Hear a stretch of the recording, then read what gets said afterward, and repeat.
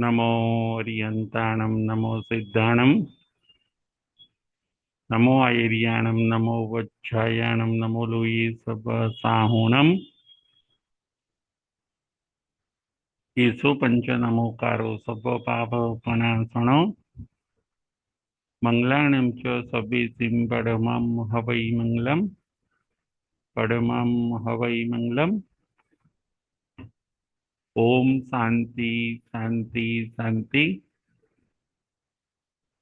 रमण भगवान महावीर स्वामीना चरण कमळમાં તથા સદગુરુદેવના ચરણ કમળમાં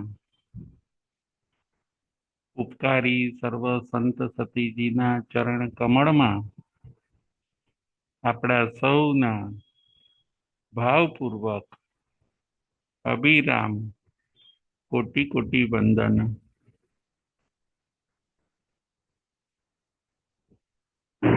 જય જિનેન્દ્ર।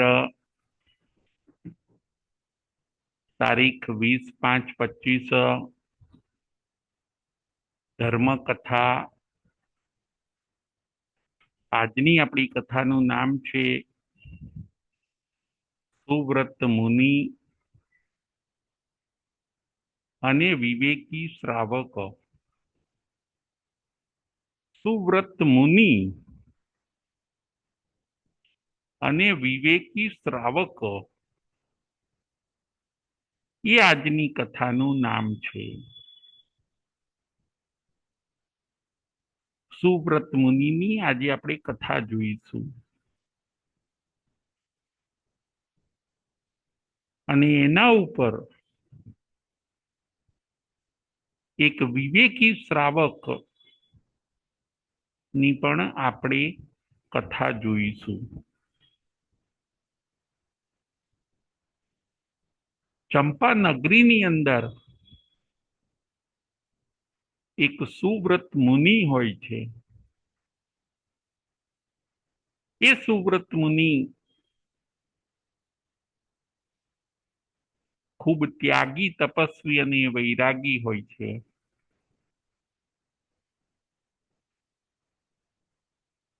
જુઓ, ચતુર્વિધ સંઘ એટલે સાધુ સાધ્વી શ્રાવક અને શ્રાવિકા, એને ચતુર્વિધ સંઘ કહેવામાં આવે છે। એને તીર્થ પણ કહેવામાં આવે છે। સાધુ સાધ્વી શ્રાવક અને શ્રાવિકા એ તીર્થ છે। શ્રાવક પોતે જ તીર્થ છે। સાધુ સાધ્વીજી પોતે તીર્થ છે। હરતું ફરતું તીર્થ, હાલતું ચાલતું તીર્થ એટલે સાધુ સાધ્વી શ્રાવક અને શ્રાવિકા। તારે તે તીર્થ, તીર્થની વ્યાખ્યા છે જે આપણને તારે એ તીર્થ। સાધુ સાધ્વી શ્રાવક શ્રાવિકાના જીવન જ એવા સરસ હોય, એવા બ્યુટીફુલ હોય કે એમના સત્સંગમાં આવનારને એ પોતે ધર્મ સમજાવે, શીખવાડે, જીવનમાં ઉતારવાનું કહે અને એ ધર્મ માર્ગે આગળ વધી જાય એવો પ્રયત્ન જો કોઈ કરતું હોય તો એ છે આપણા સાધુ સાધ્વી શ્રાવક અને શ્રાવિકા, ચતુર્વિધ સંઘ। આ તીર્થની સ્થાપના તીર્થંકર ભગવંતોએ કરી છે। જે આ તીર્થમાં એન્ટ્રી લે છે એ 3, 5 કે 15 ભવે મોક્ષે જાય છે। તીર્થમાં તમે એન્ટ્રી લો, ભાવથી એન્ટ્રી લો, સાચા સાધુ બનો, સાચા સાધ્વીજી બનો, સાચા શ્રાવક બનો અને સાચા શ્રાવિકા બનો, આત્મા પરમાત્મા બની જશે. ખાલી નામના આપણે સાધુ સાધ્વી શ્રાવક શ્રાવિકા બનવાનું નથી, પણ જો આપણે ભાવથી સાધુ સાધ્વી શ્રાવક શ્રાવિકા બની જઈએ તો આપણો આત્મા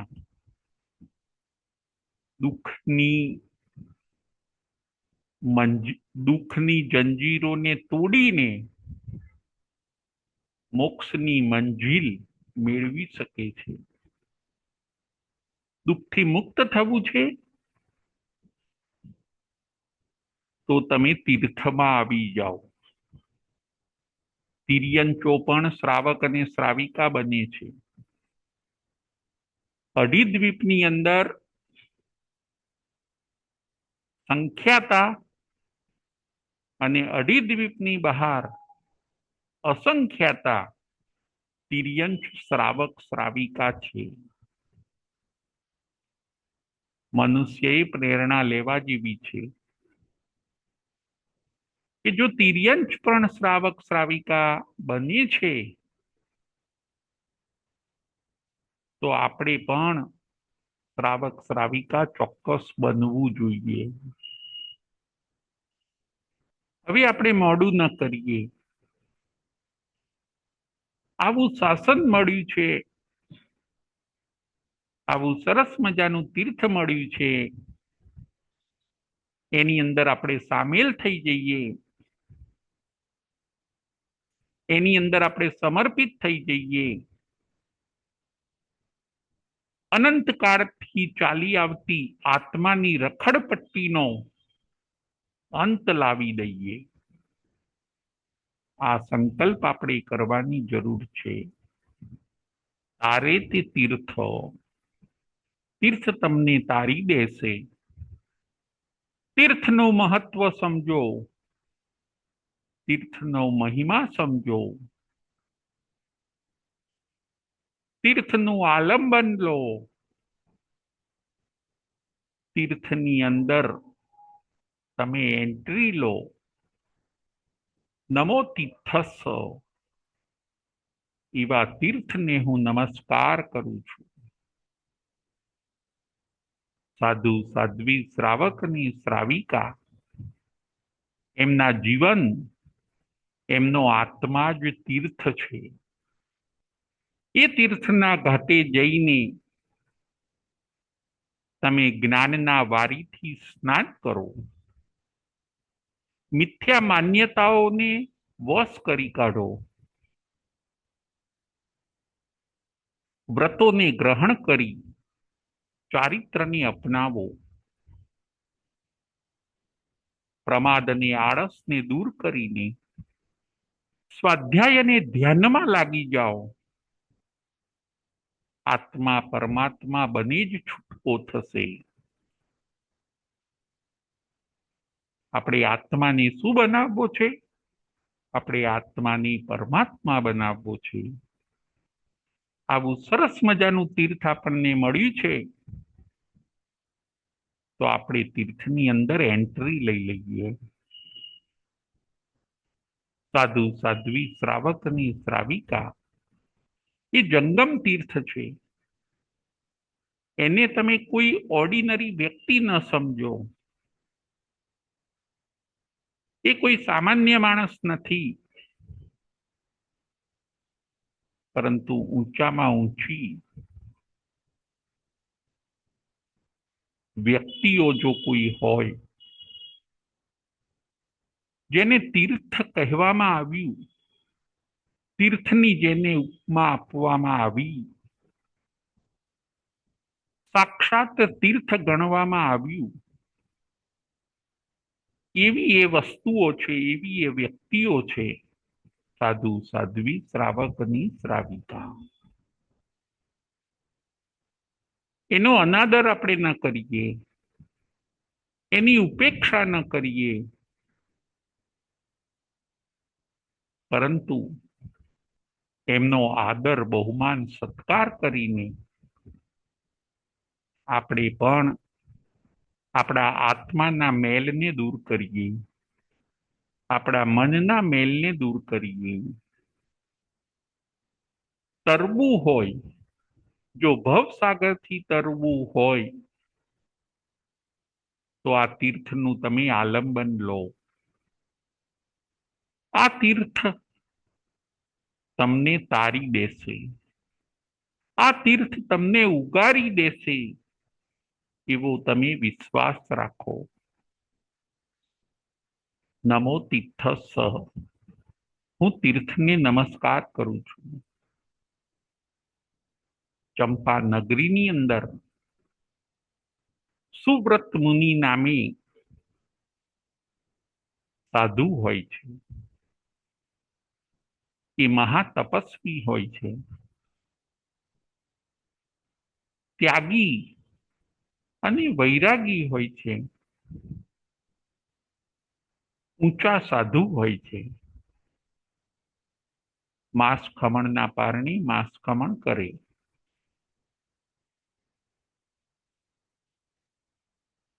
મોક્ષની એમને લગ્ની લાગી છે,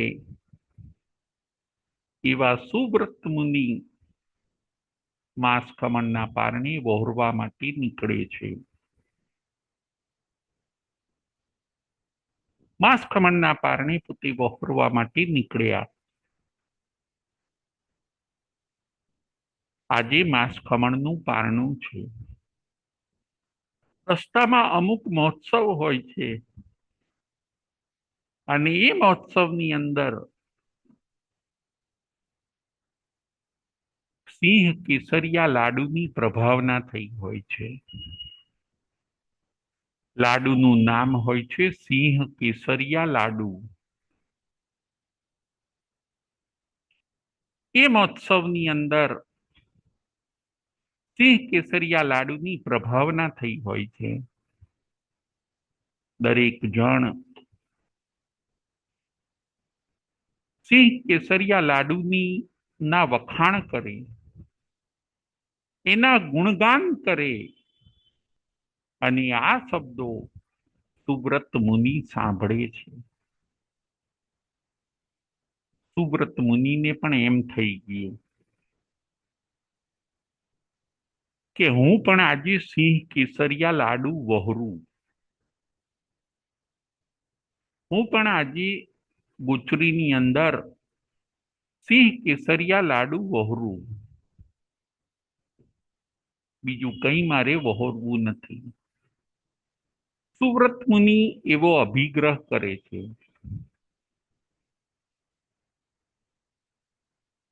અને મનની અંદર એમણે નક્કી કર્યું,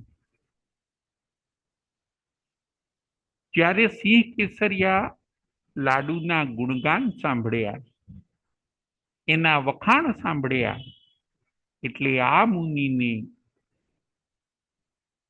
સિંહ કેસરિયા લાડુ ઉપર મોહ થઈ ગયો. મોહ કરવાની ભગવાન આપણને ના પાડે છે.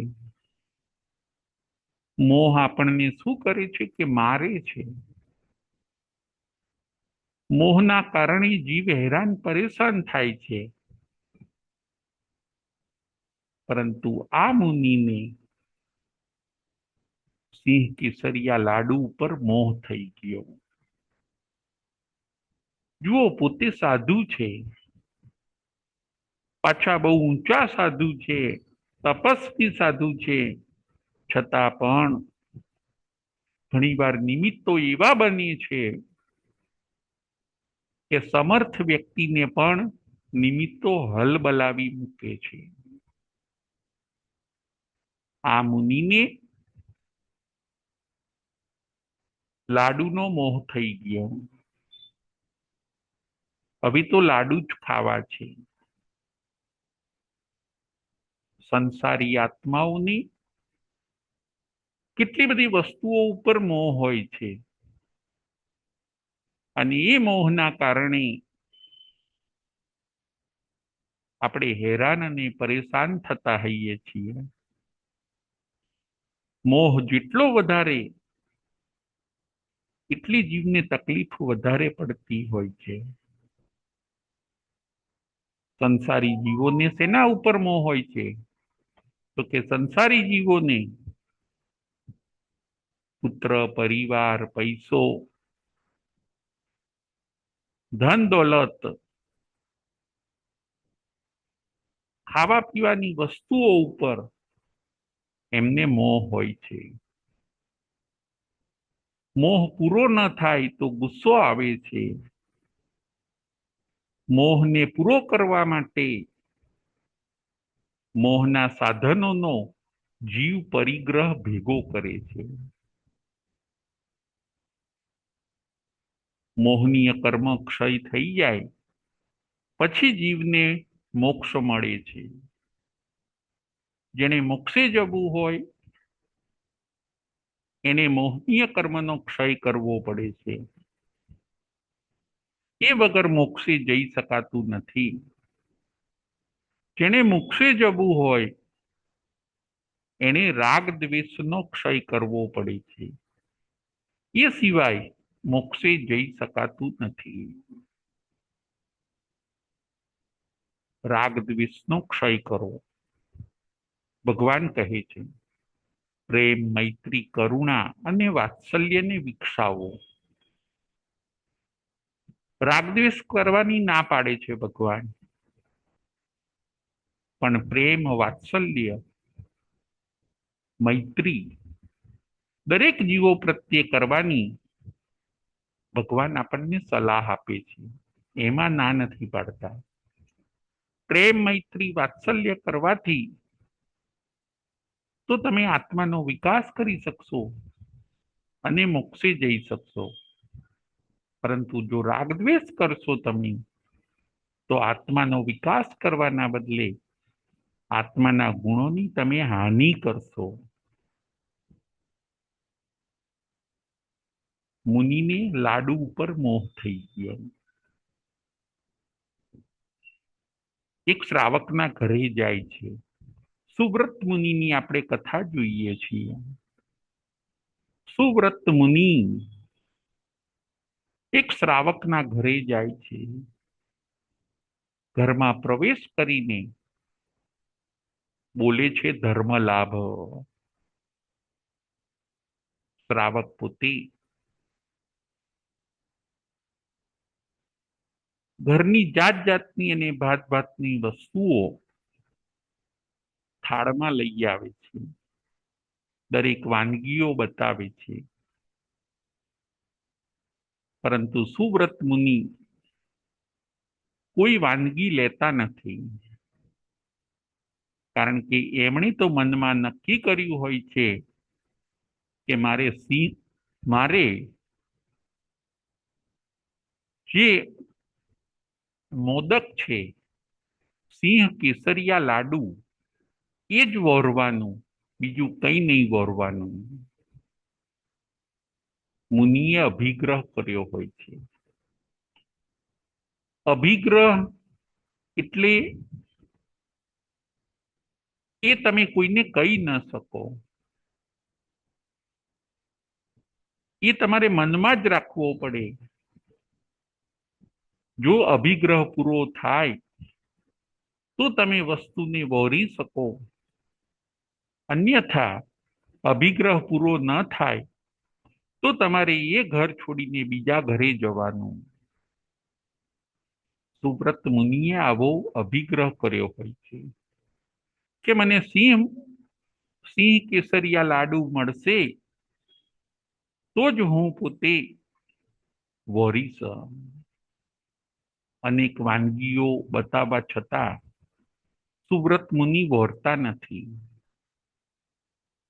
એ ઘરેથી પાછા નીકળી જાય છે. બીજા ઘરે જાય છે. ધર્મલાભ. બીજા ઘરે પણ એવું જ થયું.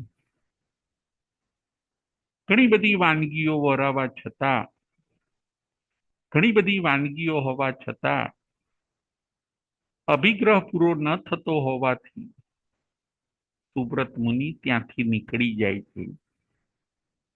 બીજા ઘરે જાય છે. ત્યાં પણ અભિગ્રહ પૂરો થતો નથી. અભિગ્રહ વસ્તુ જેવી હોય છે. ભગવાન મહાવીર સ્વામીએ પણ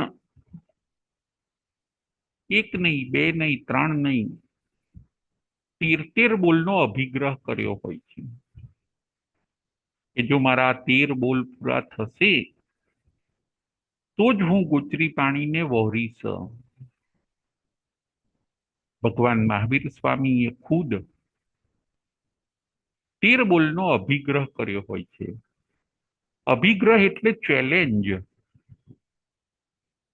જો આમ હશે તો જ હું આમ વોરીશ, એ સિવાય હું વોરીશ નહીં. બસ એવી જ રીતે આ સુવ્રત મુનિને પણ આજે અભિગ્રહ છે. ત્રીજા ઘરે ગયા, ચોથા ઘરે ગયા, ક્યાંય સિંહ કેસરિયા મોદક છે નહીં. એ વરવા માટે કોઈ આગ્રહ કરતું નથી. સિંહ કેસરિયા લાડુ કોઈ બતાવતું નથી. અભિગ્રહ પૂરો ન થવાના કારણે પાછા એ ઘરમાંથી બહાર નીકળી જાય. ચોથું ઘર, પાંચમું ઘર, એમ કરતા કરતા રાત પડી ગઈ. મુનિને મનમાં તો સિંહ કેસરીયો લાડુ જ રમે છે. રાત પડી ગઈ. સૂર્યાસ્ત થઈ ગયો. આકાશની અંદર તારાઓ પણ દેખાવા લાગ્યા. મુનિનું હવે થોડુંક ચિત્ત ભ્રમ થઈ ગયું. મુનિનું થોડું ચિત્ત ભ્રમ થઈ ગયું. બસ મનની અંદર એક જ ધૂન છે કે સિંહ કેસરિયા લાડુ ક્યાંકથી મળી જાય અને હું વાપરું. પેલા મોહ થયો અને પછી ચિત્ત ભ્રમ થઈ ગયું. વિચાર વાયુ થઈ ગયા. મુનિને તકલીફ આવી ગઈ. રાત પડી ગઈ, ખબર નથી પડતી. સાંજ પડી ગઈ. ઉપાશ્રય જવાના બદલે હજી એમને એમ થાય છે કે ક્યાંકથી સિંહ મોદક લાડુ મળી જાય. સિંહ કેસરિયા લાડુ જો મને મળી જાય તો હું વહોરી લઉં. સૂર્યાસ્ત થઈ ગયો. આકાશમાં તારાઓ પણ ઉગી ગયા. આ સુવ્રત મુનિ એક શ્રાવકના ઘરે જાય છે. સૂર્યાસ્ત પછી ત્યાં જઈને મોટેથી સિંહ કેસરિયા મોદક એવો શબ્દ બોલે છે. સિંહ કેસરિયા મોદક એવો શબ્દ બોલે છે મોટેથી. ધર્મ લાભ બોલવાના બદલે એ પોતે સિંહ કેસરિયા લાડુ શબ્દ બોલે છે. બોલવું જોઈએ ધર્મ લાભ, પણ એના બદલે મનમાં જે રમતું હતું એ જીભ ઉપર આવી ગયું. મનમાં વિચારો સિંહ કેસરિયા લાડુ ના હતા. એ શબ્દ જ એમને જીભ ઉપર આવી ગયો. ધર્મ લાભ બોલવાના બદલે એ પોતે સિંહ કેસરિયા લાડુ એવું મોટેથી બોલે છે. શ્રાવક સાંભળે છે. અવાજ કોનો છે? શ્રાવક પોતે ઊભો થાય છે. ઘરની બહાર દરવાજા પાસે જાય છે. થાનસ લઈને કોણ આવ્યું છે એ તપાસ કરે છે. સામે મુનિને ઉભેલા જોયા. રાત થઈ ગઈ છે. ફાનસથી મુનિને જોયા. મુનિનું તેજસ્વી શરીર જોયું. એ જોતાની સાથે શ્રાવક અચંબો પામે છે. રાત્રે મુનિ કેમ આવ્યા હશે? સાંજ વીત્યા પણ ઘણો ટાઈમ થઈ ગયો. મુનિ અત્યારે આટલી મોડી રાત્રે ઘરે કેમ આવ્યા હશે? ફાનસથી એ જોવે છે. થોડું નજીક જઈને જોવે છે. ત્યારે એ શ્રાવકની ખ્યાલ આવે છે કે આ સુવ્રત મુનિ છે. હું એમને ઓળખું છું. એ માંસ ખમણના પારણે માંસ ખમણ કરે છે. અત્યારે અહીંયા આવવાનું કારણ પૂછ્યું તો કે હું ગોચરી આવ્યો છું. આ શબ્દ સાંભળીને શ્રાવક પાછો આશ્ચર્ય પામે છે કે જૈન સાધુઓ રાત્રે ગોચરી આવે નહીં. આ મુનિને શું થઈ ગયું? છતાં પણ આ શ્રાવક પોતે વિવેકી હોય છે. સીધે સીધો એ પ્રશ્ન પૂછતો નથી. એને એમ થઈ ગયું કે ખરેખર મુનિને એવું તો શું થયું હશે કે રાત્રે ગોચરી આવ્યા? શ્રાવક પોતે સમજુ છે. શ્રાવક પોતે વિવેકી છે. એમની સાથે કોઈ આનાકાની કર્યા વગર આદર અને સત્કાર કરે છે. વિનય અને વિવેક કરે છે. પધારો પધારો ભગવાન. શ્રાવક પોતે પધારો પધારો કરીને ઘરની અંદર લઈ જાય છે. અને જે મીઠાઈના થાળો ભરેલા હોય છે એ બધા થાળ બતાવે છે. ભગવાન આપ શું વરસો? શ્રાવક વિવેકી હોય છે. શ્રાવકો કેવા હોવા જોઈએ? તો કે શ્રાવકો વિવેકી હોવા જોઈએ. આ દ્રષ્ટાંતમાંથી આપણે એ પણ શીખવાનું છે. શ્રાવકોને અમ્મા પિયા કીધા છે. શ્રાવક અને શ્રાવિકાને સાધુ સંતોના અમ્મા પિયા કહ્યા છે. અમ્મા પિયા એટલે માતા પિતા. સાધુ અને સંતોના જો કોઈ માતા પિતા હોય તો એ છે શ્રાવક અને શ્રાવિકા. શ્રાવક પોતે સુવ્રત મુનિને મીઠાઈના થાળ બધા બતાવે છે. મુનિ ના પાડે છે. પછી બધી વાનગીઓના થાળ બતાવે છે. મુનિ ના પાડે છે. અરે તો સાધુ ભગવંતને શેનો ખપ હશે? આ શ્રાવક વિવેકી હોય છે. કરવું શું હવે? બધી વસ્તુની ના પાડે છે અને આવ્યા છે ગોચરી. બધી વસ્તુની ના પાડે છે અને આવ્યા છે ગોચરી. તેમને વહોરાવવું શું? શ્રાવકની થોડી મૂંઝવણ વધી ગઈ. પરંતુ આ શ્રાવક વિવેકી હોય છે. એને વિચાર્યું કે એ જ્યારે પધાર્યા ત્યારે એ મોટેથી સિંહ કેસરિયા લાડુ એવો શબ્દ બોલ્યા હોય છે. એટલે કદાચ એમને એ લાડુ તો જ નહીં જોઈતો હોય ને, એવો એણે તાળો મેળવ્યો. કદાચ એમના મનમાં એનો અભિગ્રહ હશે અને એ પોતે ભૂલથી ધર્મલાભ બોલવાના બદલે સિંહ કેસરિયા મોદક એવું બોલી ગયા. તો કદાચ એ વસ્તુનો તો એમને ખપ નહીં હોય ને.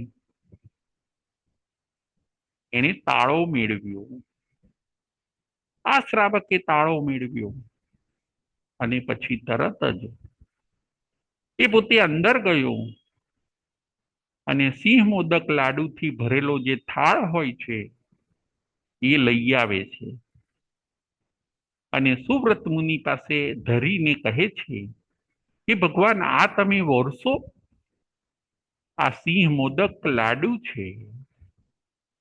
અને સિંહ મોદક લાડુને જોતા જ સુવ્રત મુનિ વોરવાની તૈયારી બતાવે છે. એ પોતે રાજી થઈ ગયા, એ પોતે આનંદમાં આવી ગયા. જે મન ઉદાસ અને ખિન્ન થયું હોય છે એ મન એમનું શાંત થઈ ગયું. સિંહ મોદક લાડુ જોયા મુનિએ, એમનો અભિગ્રહ પૂરો થયો અને હોંશથી 1 2 3 4 5 લાડુ એ પોતે વહોરી લે છે અને આનંદ આનંદમાં અભિગ્રહ પૂરો થયો.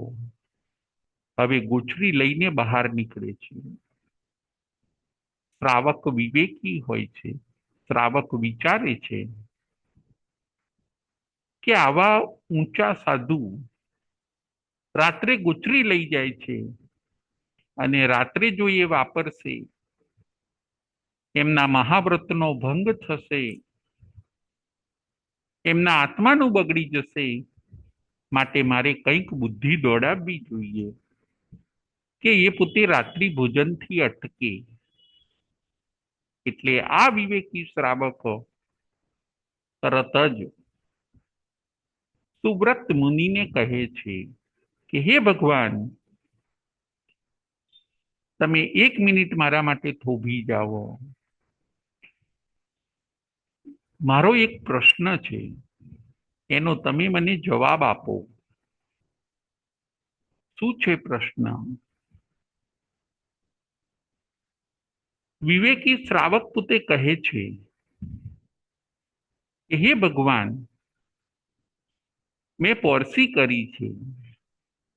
શું મારા પોરસીનો ટાઈમ આવી ગયો હશે? વિવેકી શ્રાવક આવો પ્રશ્ન પૂછે છે કે હે ભગવાન, મેં પોરસી કરી છે. શું મારી પોરસીનો સમય આવી ગયો હશે? મુનિ પોતે, સુવ્રત મુનિ જવાબ આપતા પહેલા ઉપર આકાશમાં જોવે છે કે અત્યારે કેટલા વાગ્યા હશે, પોરસી આવી છે કે નહીં. એનો સમય તપાસવા માટે મુનિ આકાશમાં જોવે છે. ઉપર આકાશ સામું દ્રષ્ટિ કરે છે અને આકાશ સામું જોતા તો અંધારી રાત લાગી, સૂર્ય હતો નહીં. પછી પોરસી આવી કે ના આવી એ પ્રશ્ન જ ક્યાં છે? મુનિએ તરત જ શ્રાવકને કહ્યું કે હે શ્રાવક, અત્યારે તો કાળી રાત છે. અત્યારે ક્યાંથી પોરસી આવે? અત્યારે તો અંધારું થઈ ગયું છે. અત્યારે તો રાત પડી ગઈ છે. અને આ બોલતા બોલતા મુનિને પણ ખ્યાલ આવી ગયો કે તો શું હું રાત્રે ગોચરી આવ્યો? શું મેં રાત્રે મોદક વહોર્યા? મારાથી પણ આ ખોટું થઈ ગયું. પ્રશ્ન પૂછ્યો શ્રાવકે અને ફેરફાર થઈ ગયો મુનિના જીવનમાં. ફરીથી પ્રશ્ન પૂછ્યો શ્રાવકે અને સ્થિર થઈ ગયા. આચરણ બદલાઈ ગયું સુવ્રત મુનિનું. સુવ્રત મુનિને પણ એમ થઈ ગયું કે અત્યારે રાત્રે જો પોરસી ના આવે, દિવસે જ પોરસી આવે તો રાત્રે મારે ગોચરી પણ ન જવાય અને રાત્રે મારે મોદક પણ ન વહોરાય. આ મારો મોહ છે. મારે આવું ન કરવું જોઈએ. આ સાધુનું ઉચિત કર્તવ્ય નથી. આવું કરવાથી મેં લીધેલા મહાવ્રત તૂટી જાય છે. આત્માનું કલ્યાણ થતું નથી, પરંતુ આત્માની દુર્ગતિ થાય છે. શ્રાવક વિવેકી હોય છે, તો સાધુ પોતે બહુ વિચક્ષણ હોય છે. સાધુ પોતે બહુ સુગ્ન હોય છે. આ સુબ્રત મુનિ પોતે બહુ સુગ્ન હોય છે. એક ઈશારાથી જ એમને ખ્યાલ આવી ગયો કે રાત્રે મારે વોરાય નહીં અને રાત્રે વપરાય પણ નહીં. એ પોતે સ્થિર થઈ ગયા. વિવેકી શ્રાવકે એવો આવડતથી પ્રશ્ન પૂછ્યો, એના કારણે સુવ્રત મુનિ સ્થિર થઈ ગયા. તરત જ પોતે વિચારે છે કે અત્યારે રાત છે, એટલે હવે મારે ક્યાંક એકાંતમાં રાતવાસો રહેવું પડશે. શ્રાવક પાસે માગણી કરી કે આજની રાત મારે અહીંયા ક્યાંક પસાર કરવી છે, અને એ શ્રાવકે એકાંત જગ્યા આપી. સુવ્રત મુનિ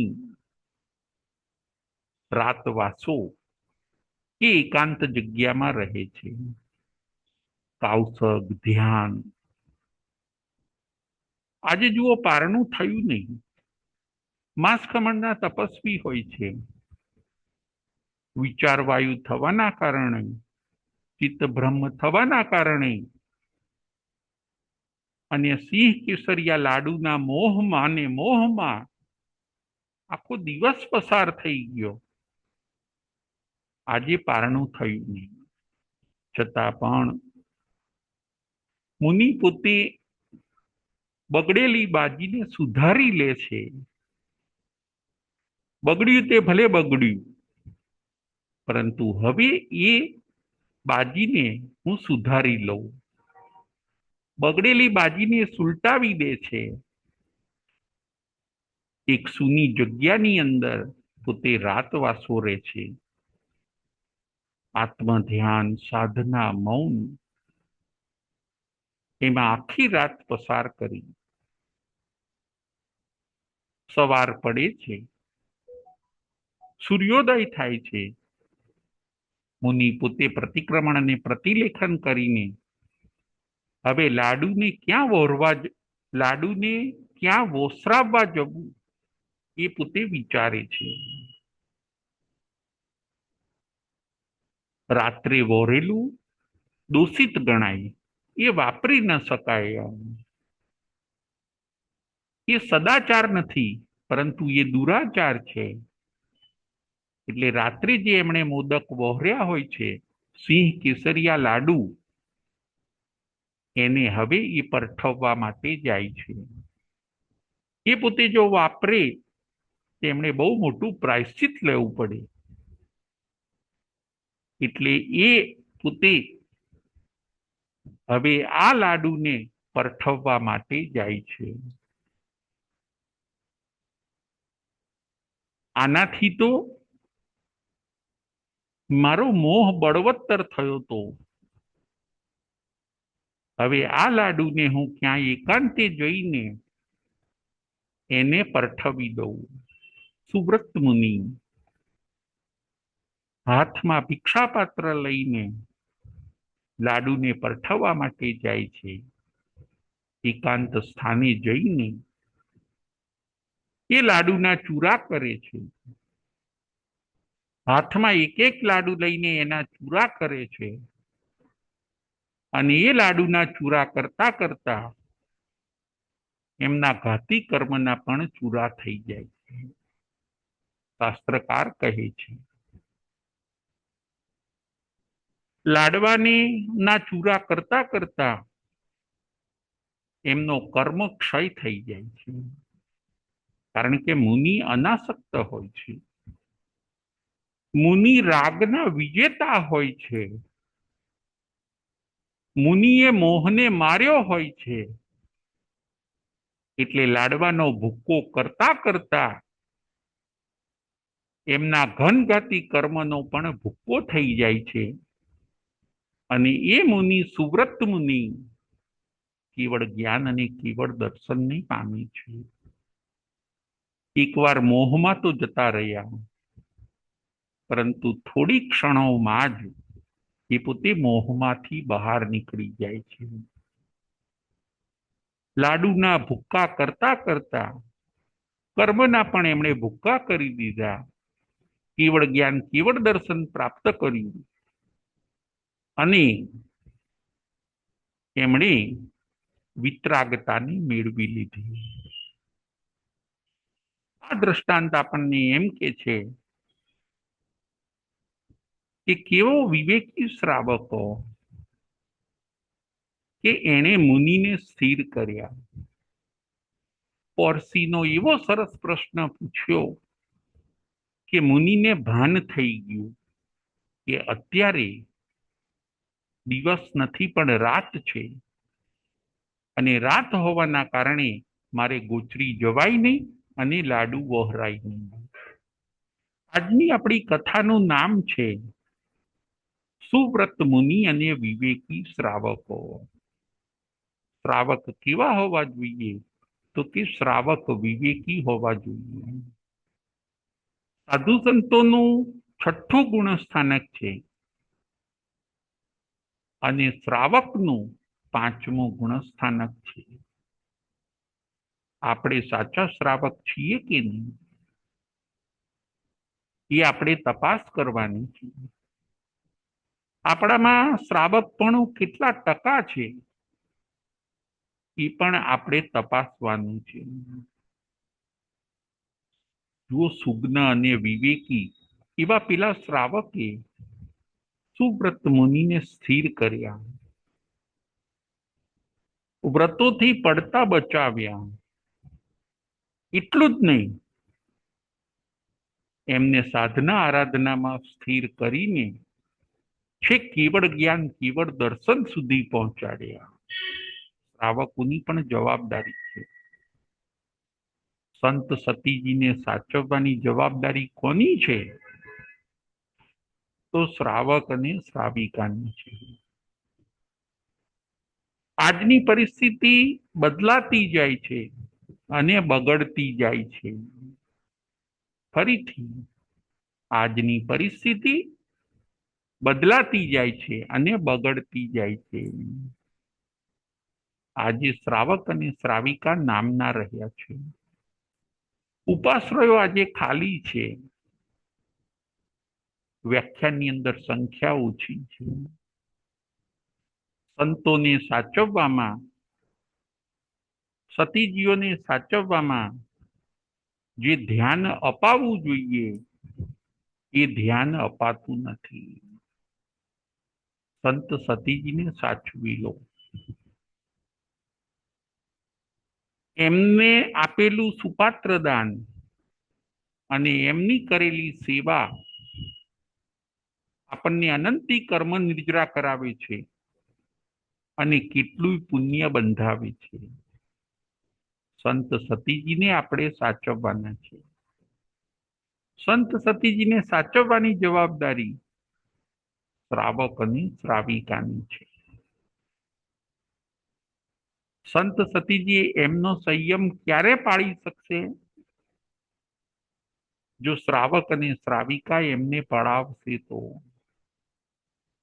આજે બધા દૂર રહેવા જતા રહ્યા. આજે બધા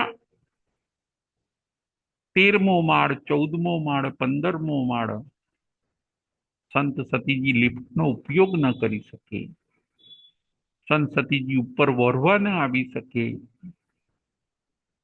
ઘર દૂર થઈ ગયા, ઘર ઉપર જતા રહ્યા. સંત સતીજીની આજે ગોચરી મળવી પણ મુશ્કેલ બની. શ્રાવકો આજે પૈસાની પાછળ દોડે છે. શ્રાવકો આજે ટીવીની સામે બેસી રહે છે. શ્રાવકો આજે પોતે મોજ શોખની પાછળ દોડે છે, એટલે થયું શું? સંત અને સતીજી એકલા પડી ગયા.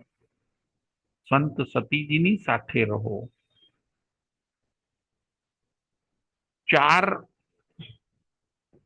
એમના 4 કાર્યની અંદર આપણે સાથે રહેવાનું છે.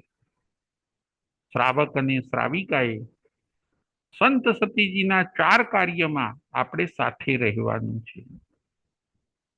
કદાચ બિઝનેસ કે સર્વિસ કરતા શ્રાવક શ્રાવિકા ના રહી શકે, પરંતુ જે રિટાયર્ડ થયા છે, જે નિવૃત્ત છે, એવા શ્રાવક અને શ્રાવિકાઓએ સંત સતીજીની સાથે રહેવાનું છે. એમને સંયમ પડાવવાનો છે. એમના 4 કાર્યમાં આપણે સાથે રહેવાનું છે. પહેલું કાર્ય છે વિહારમાં સાથે રહેવું. આપણે સંત સતીજીની સાથે વિહારમાં સાથે રહેવાનું. એવું ન બને કે એકલા એકલા વિહાર કરે, એકલા એકલા ક્યાંય જાય. ના, એમાં એમના સંયમની સેફટી નથી. આપણા સાધુ સંતો એકલા એકલા વિચરે, એકલા એકલા રહે, એમાં એમના સંયમની સેફટી નથી. એમને સુરક્ષિત રાખવા માટે આપણે એમની પાસે અને સાથે રહેવું પડશે. વિહારમાં એમની સાથે રહો, નંબર 1. નંબર 2, વાંચણીમાં કે વ્યાખ્યાનમાં એમની સાથે રહો. નંબર 2, વાંચણીમાં કે વ્યાખ્યાનમાં એમની સાથે રહો. એમના જ્ઞાનને તમે સાંભળો. એમનામાં આળસ પ્રમાદ ઓછો થશે. એ પણ આપણને ભણાવવામાં લાગી જશે. એમનો ક્ષયોક્ષમ વધશે. એટલે વાંચણી અને વ્યાખ્યાનમાં સાથે રહો. નંબર 1, વિહારમાં સાથે રહો. નંબર 2, વાંચણી અને વ્યાખ્યાનમાં સાથે રહો. નંબર 3, ગોચરીમાં સાથે રહો. એ જ્યારે ગોચરી જાય ત્યારે પણ એમને ઘર બતાવવા, એમનો ટૂંકા રસ્તે એમને લઈ જવા, આ બધી સગવડ આપવા માટે, એમને સાતા ઉપજાવવા માટે તમે એમના ગોચરીના કાર્યમાં પણ સાથે રહો. નંબર 3, ગોચરીમાં તમે સાથે રહો. અને નંબર 4, સાંજે, રાત્રે પ્રતિક્રમણ કર્યા પછી સંવર પોસો કરીને ઉપાશ્રયમાં સૂવાની ટેવ પાડો. નંબર 4, રાત્રે, સાંજે પ્રતિક્રમણ કર્યા પછી કદાચ પ્રતિક્રમણ ન થાય તો પણ રાત્રે સંવર પોસો કરીને ઉપાશ્રયમાં સૂવાની ટેવ પાડો. આ 4 કાર્યની અંદર શ્રાવકે પોતે સાધુ સંતોની સાથે રહેવાનું છે. જો સાધુ સંતો સચવાશે તો જ આપણું તીર્થ સચવાવાનું છે. અત્યારે 5મો આરો ચાલે છે. ભગવાનનું શાસન હજી 21,000 વર્ષ સુધી ચાલવાનું છે. 21,000 વર્ષ સુધી તો ચાલવાનું જ છે. એમાં મીનમેક થવાનો નથી. એમાંથી અત્યારે 2500 વર્ષ પસાર થયા. 2500 વર્ષ એમાંથી પસાર થયા. હજી બીજા કેટલાય વર્ષો સુધી ભગવાનનું શાસન ચાલશે. એમાં આપણે સહકાર આપવાનો છે. શાસન તો ચાલવાનું જ છે, પણ જેટલો આપણે વધારે સહકાર આપીશું એટલું શાસન વધારે ઝળહળા બનશે. આપણે જેટલો વધારે સહકાર આપીશું એટલું ભગવાનનું શાસન વધારે દેદીપ્યમાન બનશે. સંત અને સતીજી જો સચવાશે તો દુનિયામાં એ લોકો ઘણું સારું કામ કરી શકશે. આપણે સંત સતીજી બન્યા નહીં તો કઈ નહીં, પરંતુ જે સંત અને સતીજી બન્યા છે એને આપણે સાચવીએ, એમને સહકાર આપીએ તો એમનું કાર્ય વધારે વેગવંતું બનવાનું છે. સંત સતીજી પણ જો એકલા પડી જશે પછી ઘણીવાર એવું બને છે કે શ્રાવક અને શ્રાવિકાનો સપોર્ટ મળતો નથી, પછી સંત સતીજીની અંદર પણ પ્રમાદ આવી જાય છે. સંત સતીજીની અંદર પણ આળસ આવી જાય છે. પછી એ લોકો હતોત્સાહી બની જાય છે. પછી એ લોકોનો ઉત્સાહ પડી ભાંગે છે અને પછી ભલે જીવન તો પૂરું કરે છે, પરંતુ જે સમાજને લાભ મળવો જોઈએ, સમાજમાં જે જ્ઞાન વધવું જોઈએ, જે ધર્મ વધવો જોઈએ, એ બધા સુંદર કાર્ય થઈ શકતા નથી.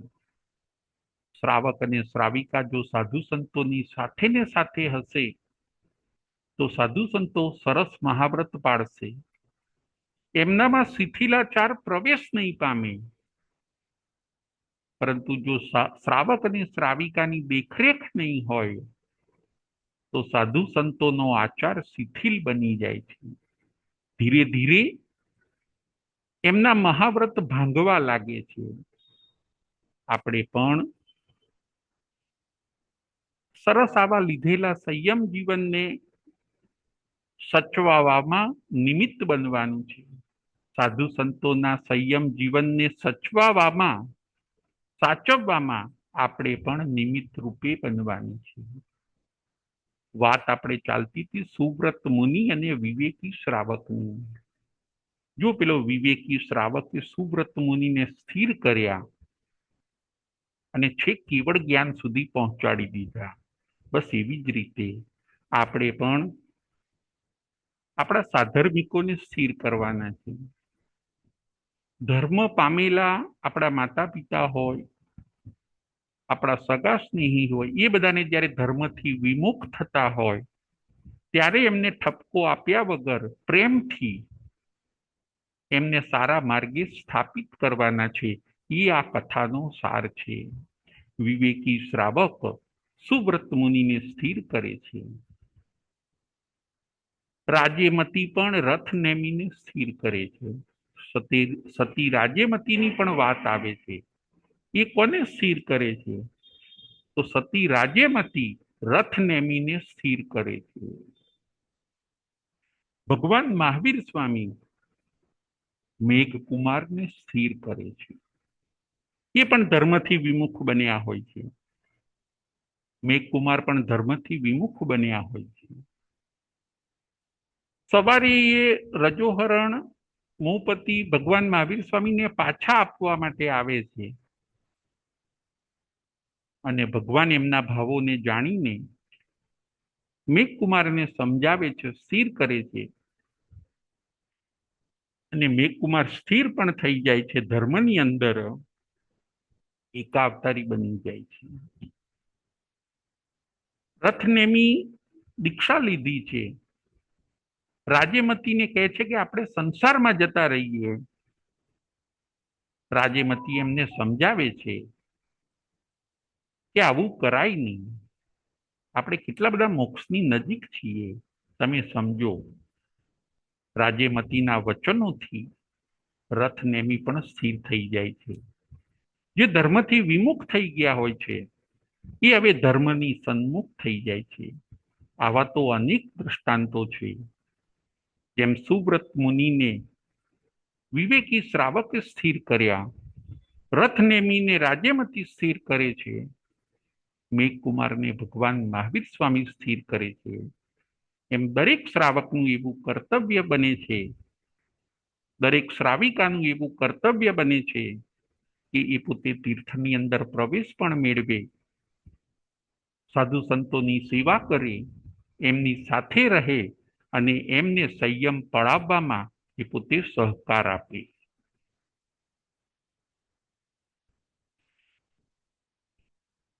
પ્રશ્નોત્તરી.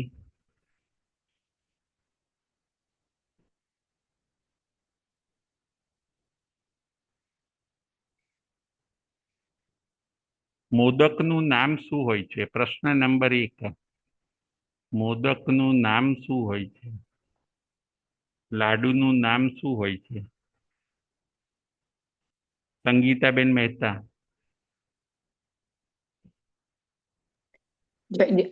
જય જિનેન્દ્ર રાજુભાઈ. જય જિનેન્દ્ર. મોદકનું નામ હોય છે કેસરિયા લાડુ. સિંહ કેસરિયા લાડુ. સિંહ કેસરિયા લાડુ. બહુ સરસ, બહુ સરસ. સિંહ કેસરિયા લાડુ.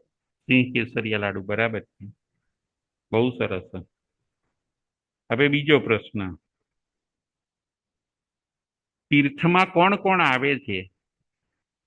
તીર્થની અંદર કોણ કોણ આવે છે? બકુલાબેન શાહ. તીર્થમાં કોણ કોણ આવે છે? જય જિનેન્દ્ર ગુરુજી.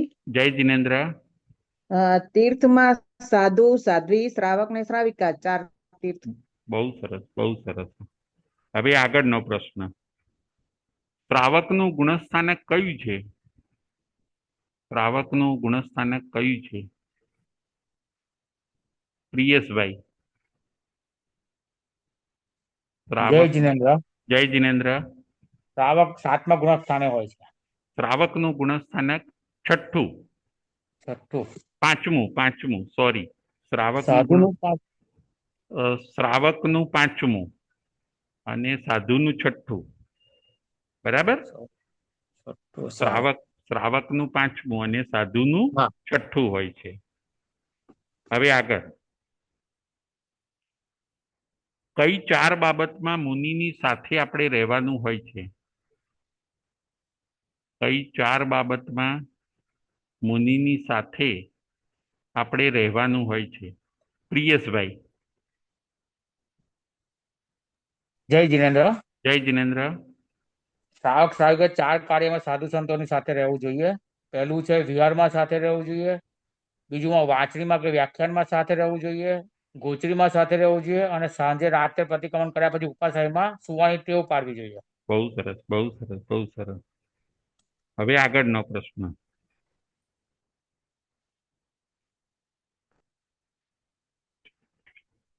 4 તીર્થમાં કયા 2 તીર્થ અત્યારે ઢીલા પડી ગયા છે? 4 તીર્થમાં અત્યારે કયા 2 તીર્થ ઢીલા પડી ગયા છે? 4 તીર્થમાં 2 તીર્થ બરાબર છે, પણ 2 તીર્થ ઢીલા પડી ગયા છે. બકુલાબેન શાહ.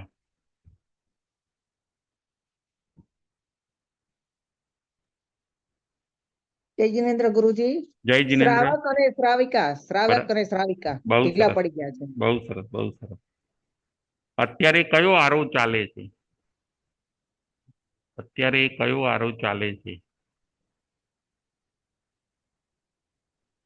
કલ્પનાબેન શાહ. કલ્પનાબેન શાહ, અત્યારે કયો આરો ચાલે છે? જય જિનેન્દ્ર. જય જિનેન્દ્ર. અત્યારે 5મો આરો ચાલે છે. બહુ સરસ, બહુ સરસ. હવે આગળનો પ્રશ્ન. ભગવાનનું શાસન કેટલા વર્ષ સુધી ચાલવાનું છે? ભગવાનનું શાસન કેટલા વર્ષ સુધી ચાલવાનું છે? બકુલાબેન શાહ.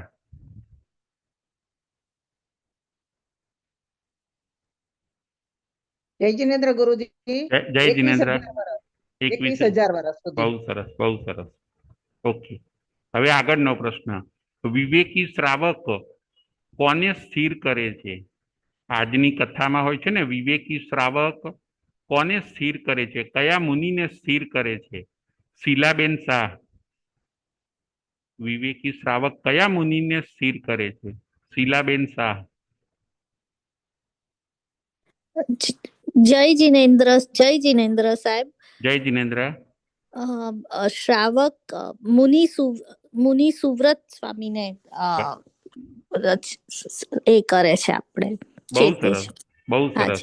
વિવેકી શ્રાવક મુનિ સુવ્રત મુનિને સ્થિર કરે છે. સુવ્રત મુનિને. બહુ સરસ, બહુ સરસ. રાજેમતી કોને સ્થિર કરે છે? આગળનો પ્રશ્ન, રાજેમતી કોને સ્થિર કરે છે? સંગીતાબેન મહેતા. જય જીનેન્દ્ર રાજુભાઈ. જય જીનેન્દ્ર. રાજેમતી રથનેવીને સ્થિર કરે છે. બહુ સરસ, બહુ સરસ. છેલ્લો પ્રશ્ન, ભગવાન મહાવીર સ્વામી કોને સ્થિર કરે છે? ભગવાન મહાવીર સ્વામી કોને સ્થિર કરે છે? કલ્પનાબેન શાહ. ભગવાન મહાવીર સ્વામી કોને સ્થિર કરે છે? જય જીનેન્દ્ર. જય જીનેન્દ્ર. ભગવાન મહાવીર સ્વામી મેઘ કુમાર ને સ્થિર કરે છે. બહુ સરસ, બહુ સરસ. Thank you. જય જીનેન્દ્ર. જય મહાવીર.